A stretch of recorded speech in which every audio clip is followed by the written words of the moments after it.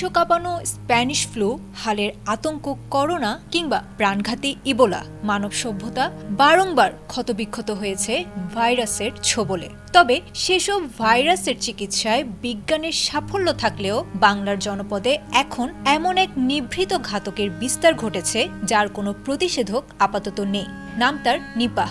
একসময় যাকে কেবল শীতকালীন মৌসুমী রোগ ভাবা হতো, আইইডিসিআর এর সাম্প্রতিক তথ্যে সেই নিপাহ এখন পরিণত হয়েছে এক অপ্রতিরোধ্য দানবে। শীতের খেজুরের রস ছাড়িয়ে এ ভাইরাস এখন সারা বছরই হানা দিচ্ছে আম, জাম কিংবা আধা খাওয়া ফলে। 2025 সালে আক্রান্তদের শতভাগ মৃত্যুর পরিসংখ্যান জানান দিয়েছে।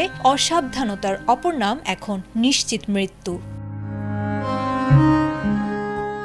ভোরবেলা গাছ থেকে নামানো টাটকা খেজুরের রস একসময় ছিল ঐতিহ্যের অংশ, কিন্তু সেই রসই এখন হয়ে উঠেছে মৃত্যুর পরোয়ানা। আইইডিসিআর জানিয়েছে গত বছর দেশে নিপাহ আক্রান্ত 4 জনের 4 জনই মারা গেছেন। মৃত্যুহার এখন শতভাগ, যা বিশ্বব্যাপী গড় মৃত্যুহার 72%কেও ছাড়িয়ে গেছে। গবেষকদের কপালে চিন্তার ভাঁজ ফেলেছিল নওগাঁর 8 বছরের এক শিশু। শীতের ধার না ধরে আগস্ট মাসে সে আক্রান্ত হয়েছিল নিপাহ ভাইরাসে। বাদুড়ের আধা খাওয়া আম ও কালো জাম খেয়ে সংক্রমিত হওয়া এই ঘটনাটি দেশের ইতিহাসে প্রথম অমৌসুমী নিপাহ কেস। এর অর্থ পরিষ্কার, নিপাহ এখন কেবল ক্যালেন্ডারের পাতায় সীমাবদ্ধ নেই, বরং এটি এখন সারা বছরের স্থায়ী হুমকি।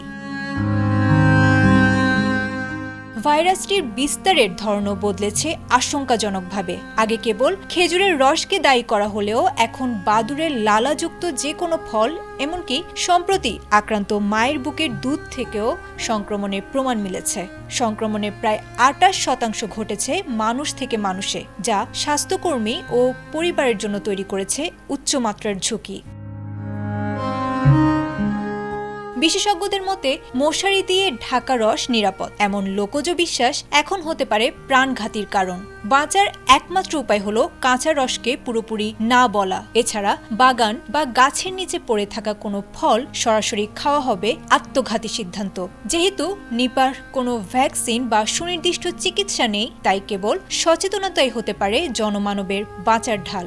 শীতের তৃপ্তি যেন শেষ বিদায়ের কারণ না হয়, সেই দায় এখন প্রতিটি নাগরিকের, এমনটাই বলেছেন বিশেষজ্ঞরা।